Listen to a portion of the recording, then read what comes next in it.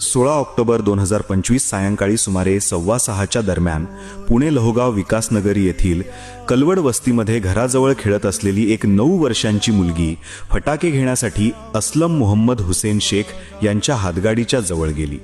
असलम चाचा या ओळखीच्या व्यक्तीने त्या निष्पाप हिंदू मुलीला चुकीचा स्पर्श केला. इतकंच नाही तर नंतर तिला जबरदस्तीने ओढून नेऊन तिला धमकी देण्यात आली.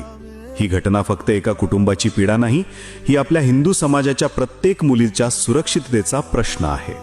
यांचे इतके क्रूराने घाणेरडे विचार आज आपल्या समाजात वावरत आहेत. अशा व्यापाऱ्यांवर बहिष्कार टाका. ही घटना तर बाहेर आली, पण याआधी ही कित्येक लहान मुली याचा असलमसारख्या विचारांच्या बळी गेल्या आहेत.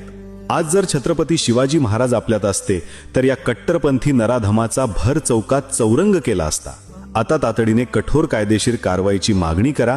पीडितेस पूर्ण संरक्षण आणि मानसोपचार द्या आणि न्याय मिळेपर्यंत आमचा आवाज शांत होऊ नये.